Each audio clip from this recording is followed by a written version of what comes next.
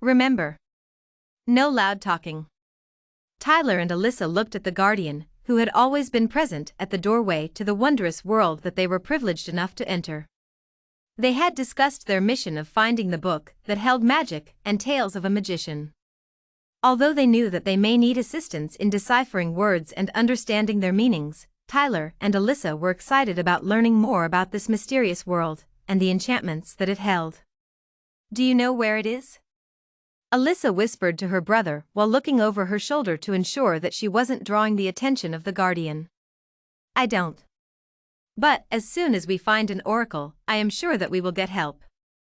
They could see other information seekers throughout this treasure landscape as they moved around looking through items that came across their path.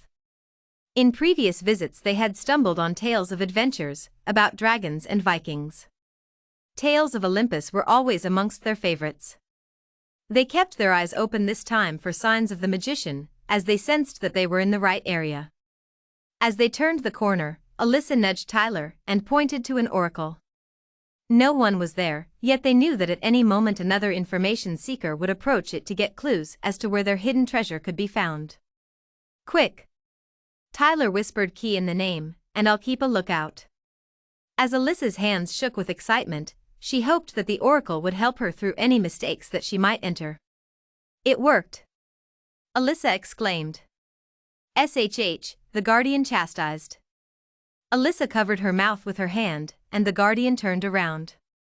Tyler quickly took out a notepad and pencil from his knapsack and wrote the code that would help them. Thank you, they both whispered to the oracle as they stepped away to find the path that would lead them to what they wanted. They passed other information seekers along each path, and they both hoped that their treasure wasn't found by another. A young information seeker walked by and smiled at them as she made her way in the opposite direction of the path. Stop! Tyler whispered. It has to be around here. He held out the piece of paper with the code that the oracle had given them. Their eyes searched feverishly through each item. Alyssa traced her finger along each item, as if willing their prize to make themselves known.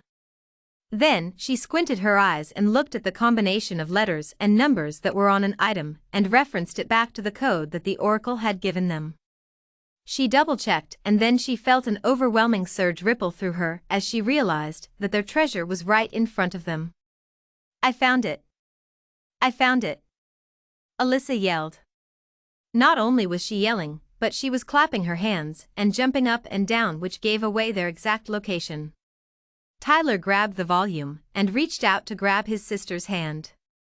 As they heard the footsteps of the guardian making her way towards them, Tyler and Alyssa walked faster.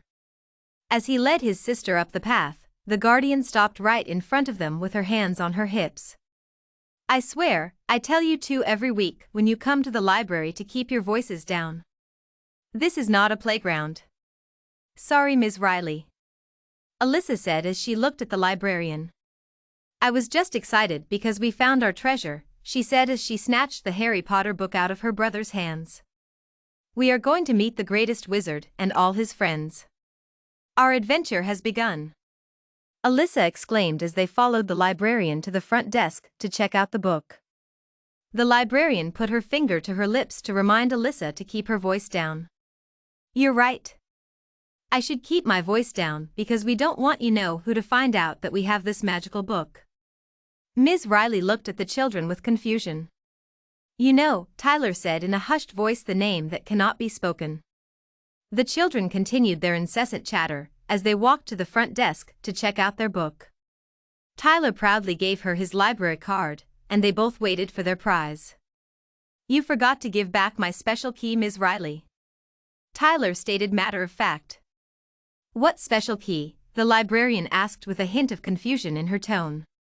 Tyler pointed to his library card. How else are we going to come back and get another treasure? Ms. Riley gave back the library card while hiding a smile. Well, take special care of it. Oh, we will.